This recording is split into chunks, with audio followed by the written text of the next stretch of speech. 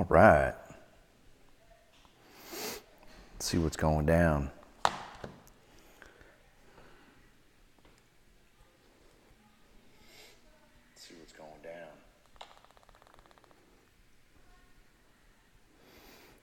Z Destes. Bree, what's up? Whiskey Rabbit Hole. Johnny Esquire.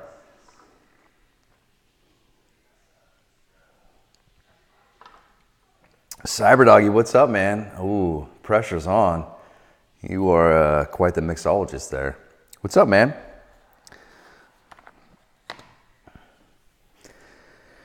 We'll give it like 1 minute. In case anyone's wondering what I'm sipping on right here, I'm going to be making a Sazerac today, but I'm going to be making it 2 ways. Just kind of spoiled my surprise a little bit. The second way I'm going to be making it is actually with, I haven't quite decided yet, but that's what I'm tasting.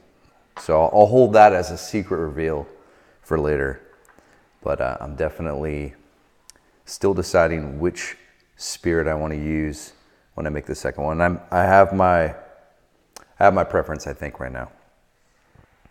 I do deliver, Rachel. I got you. Bear Brim Barbecue, what's up?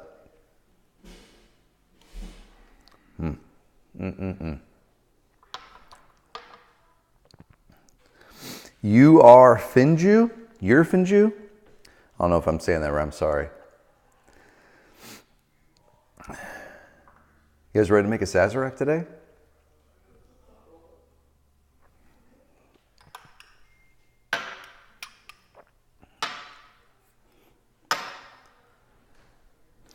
West Coast Whiskey, what's up?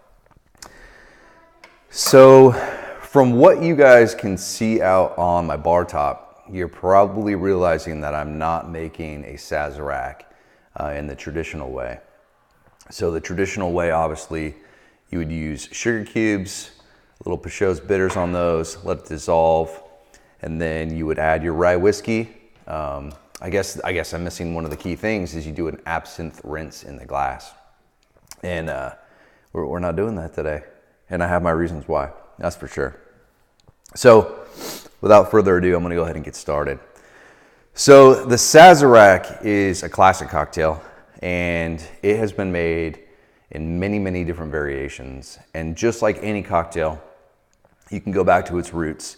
I want to say there's a lot of debate, but most people believe the Sazerac actually started in New Orleans. They actually also have some debate around whether it started with using rye whiskey or actually started with cognac.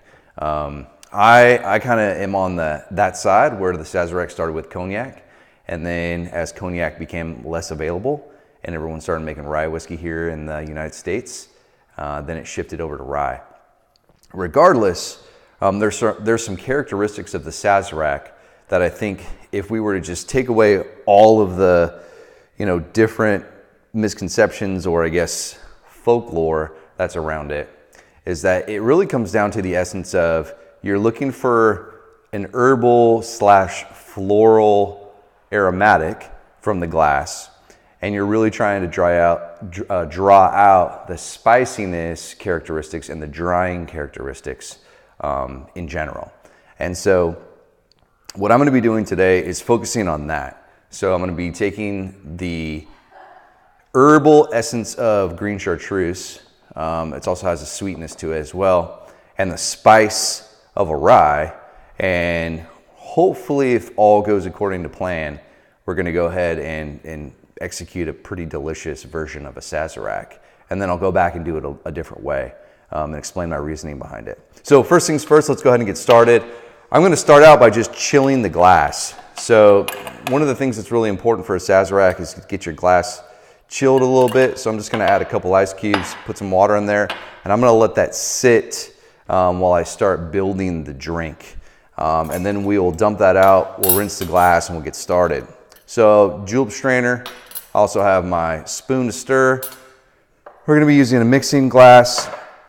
And my ingredients that I have out, I'm going to be using Peychaud Bitters. I'm using the Willett Family Estate Rye. This is the, let me just double check. This is the 4-year rye, and this is at 63%. So this is no small bottle of rye. Green Chartreuse is what we're gonna be using to actually rinse the glass. And then I have a lemon peel. This is actually, my barber gave me this. He asked if I could somehow incorporate it into my live cocktails. So Ball Barber, I got your lemon from your lemon tree. And then I actually am going to be using a Coffee and Cacao Bitters from Beehive Bitters. And then for a sweetener aspect of it, I'm gonna be using Eli Mason Demerara syrup. And I chose Demerara syrup on purpose because I like to add a 2-to-1 ratio of simple syrup. And this is a little bit richer, thicker. There's a little bit of spice to it. There's a richness to this that I like. One thing that I also tend to see people do is sort of over-engineer the Sazerac. And so some things like, you know, what absinthe should I use to rinse the glass, or flaming it? To me, it just doesn't need to be over-engineered. You're just getting the essence of that, the aromatics out of it. And then from a sweetness standpoint, remember, you're trying to draw out the spiciness and the dryness of the rye. It's a very spirit-forward cocktail. So if you overly sweeten it, you're definitely going to also just, to me, you get a lot of ethanol characteristics out of the Sazerac that I just don't enjoy. So a traditional recipe calls for 2 ounces of rye, a ½ ounce of simple, 2 dashes of Peychaud's. I'm going to be changing it up, so my variation of this is going to be 2 ounces of rye, 3 dashes of Peychaud's bitters, and then a dash of the cocoa bitters, and I'm only going to use a 1/4 ounce of the simple syrup to get that going. So that's how I'm going to be setting that up. So let's go ahead and get started. We'll build this. So I'm going to start obviously without the booze. That way, if I mess up, then I can just dump this out and I'm not wasting my booze. I'm only going to add a 1/4 ounce of this Eli Mason Demerara syrup. And then I'm going to move on down the line. I'm going to grab this Coffee Cocoa Bitters. I would encourage everyone to taste, you know, things as you go. I just put a little drop on my hand.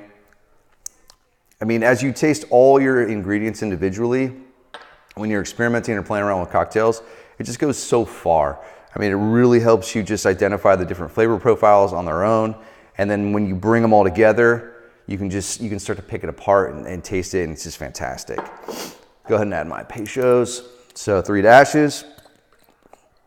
And then let's go ahead and add the rye. So this is a cocktail also, there's not a lot to it.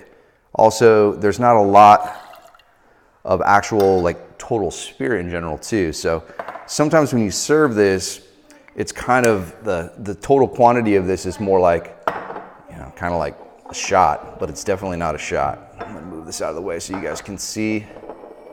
All right. So I'm gonna go ahead and add some ice to this. Now, obviously, just like anything, there's a lot of technique to this cocktail. And when it comes to stirring, there's some technique as well. So I'm gonna go ahead and try to describe that as we go. I'm also gonna set this over here, dump it, get my chartreuse ready to rinse the glass. I'm just gonna go ahead and add about a 1/4 ounce of the green chartreuse. I don't wanna waste too much of this. It's not wasted, we're putting it in the glass, but anyway. All right, so obviously when it comes to mixing cocktails, with this particular one, you definitely don't wanna shake it because you don't wanna over dilute it. And so we've gone ahead and added it. I'm gonna slide my bar spoon down the side. And what you really wanna do when you're doing this is you're looking for a dilution. To me, it's more visual. So I'm looking to see the ice come down maybe like a 1/2 inch, maybe 3/4 of an inch. And my technique when I'm stirring is really just to keep the spoon on the outside of the mixing glass. So that way all of the ice is moving together in one motion. So you probably see all the ice is staying together and you're starting to see everything kind of sink down and go into place as I mix. So we're definitely trying to chill this down. We're trying to get the right dilution, but we don't want to over dilute it. Now that I got that, I'm gonna go ahead and rinse my glass with this green chartreuse. And The reason that I went with Green Chartreuse and not with the absinthe traditionally used is I'm not a huge fan of that anise flavor that's in there. And really, like, if we go back to the essence of a Sazerac, you're looking for the herbal notes to come out of there. And really the size of the glass matters as well, because you're trying to really get that aromatics. If I were to serve this up in a coupe glass, you're not gonna get the aromatics that you get out of like a snifter glass.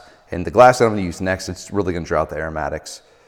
So now that I've rinsed that out, I'm gonna go ahead and get my julep strainer, and then I'll just go ahead and put my Sazerac in here. The Green Chartreuse also is sweet. And so because I used less simple, right, on that Demerara syrup, then I'm also adding, so instead of like having to do a little bit more sweetness, it's that Green Chartreuse that's adding the sweetness to it as well. Now I'm gonna go ahead and get my lemon peel. And this is also another little trick. Is from a garnish standpoint on this, there really shouldn't be one. What you're trying to get is just the essence of the oils. So I'm gonna go ahead and squeeze that on there. I'm gonna rim it. And so sometimes you'll see someone serve you a Sazerac like that. And if they are, the reason is that you don't want this lemon peel inside your drink. You actually wanna discard that. So it really is, you're getting the aromatics from that. And there you have it, Sazerac. See, I get less, so there's no anise that's just overwhelming when I take a smell of this. I just get those nice, sweet, herbal notes of the Green Chartreuse. And then, the bitters and the rye and everything else just kind of balances out there. It's in the background.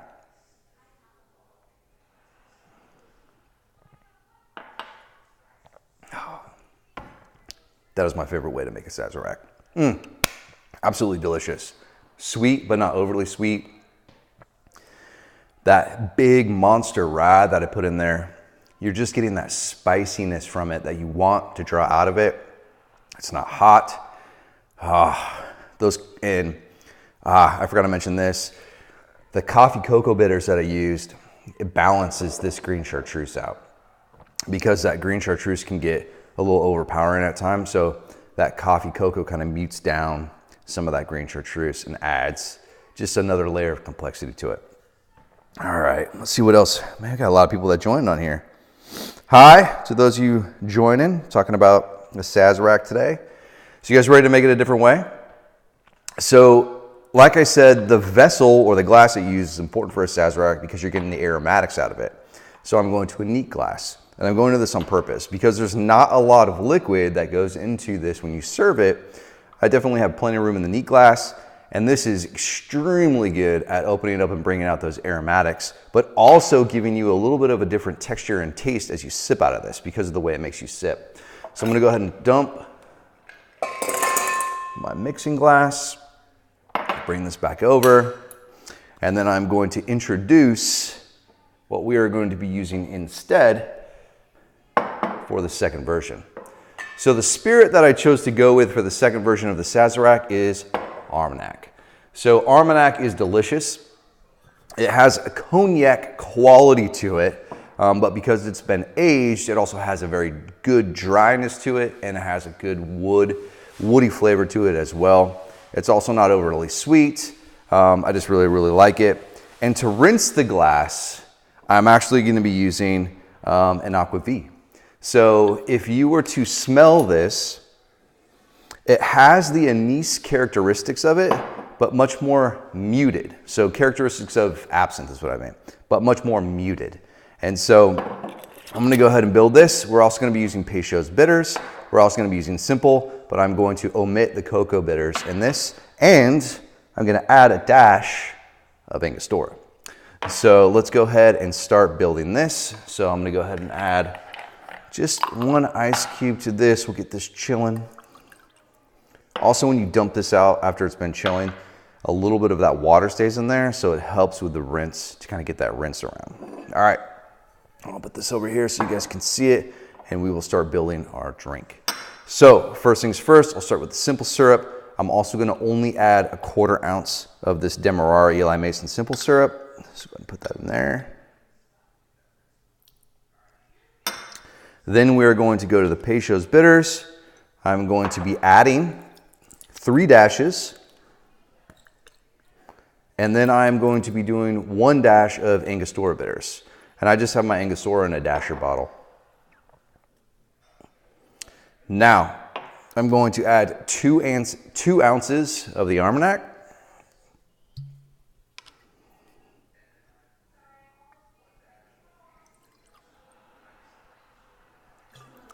There we have it. And then just like before, we're going to use the same technique in how we stir. So I'm going to go ahead and dump this glass. I'm going to add my Aquavit.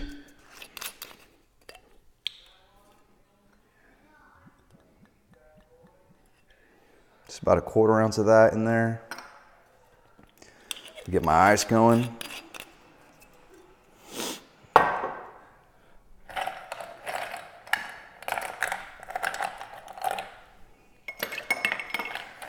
I wonder, has anyone out there tried a Sazerac using the second variation that I'm doing right here?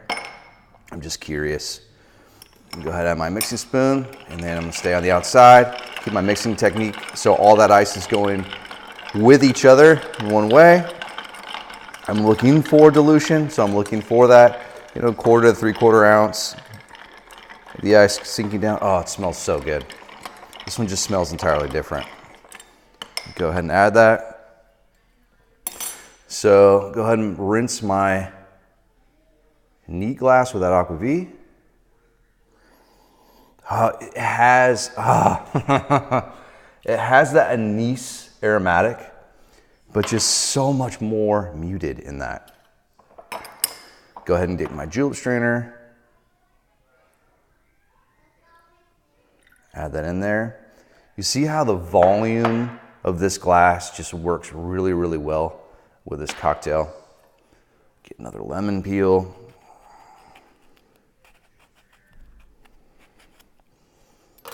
And then we'll go ahead and express the oils on that. I'll rim it, discard. Now what you have is another variation of the Sazerac, but using Armagnac, Aquavit, rinse the glass, simple, Peychaud Bitters, Angostura Bitters. And what I'm expecting to get from this one is a much more sweeter taste to it, but also, yeah, I'll just take a sip.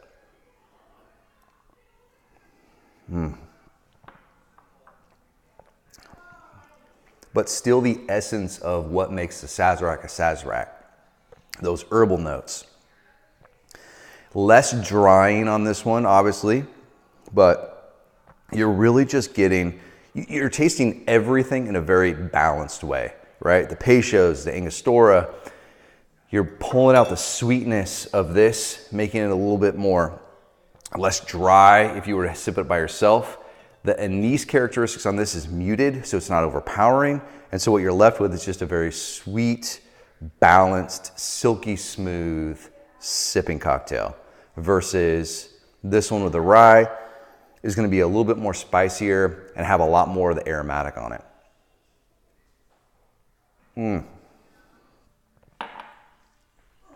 Two absolutely delicious Sazeracs. Chris and Kate. Hey, David. All right. And there you have it. Sazerac Two Ways. I'll go back here and look and see if there was any one on there making fun of me. Rivera, 18-year Saz, and the Sazerac would be absolutely outstanding. So, I mean, ask me questions if you want to. I'm going to sip on these cocktails a little bit. I'll keep an eye on what we have going on here. But, going back and forth between these two is actually quite a treat. I like tasting such the differences between them.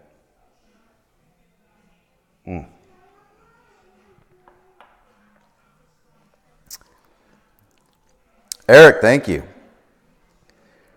What do I need to get for your home bar so you can make good cocktails? Send me a cigar, man. Let's talk cigars. I mean, you don't need much from a home bar. My first thing I would say is get something to measure.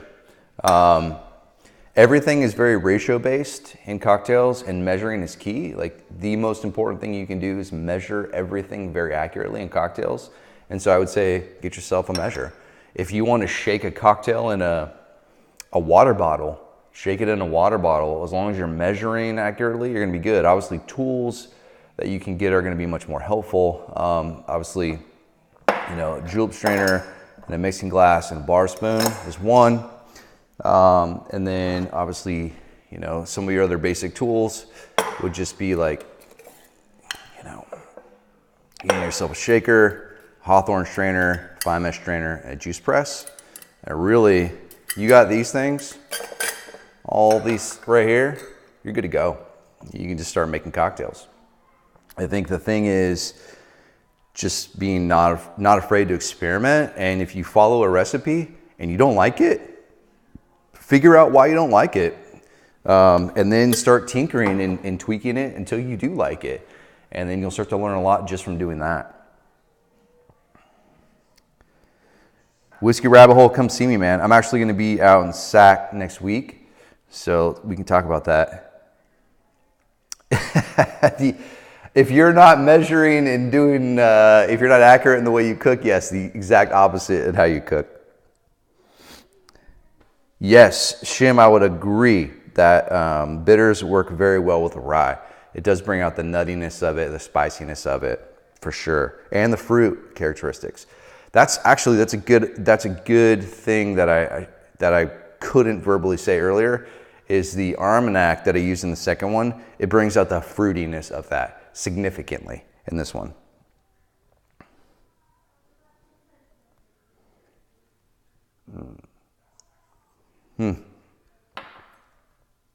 Delicious. All right. Well, guys, as always, I really enjoy making a cocktail for you guys live on Sunday. I'll plan something for next Sunday. This was actually a request. I'd have to go back and look who requested it. I'm sorry.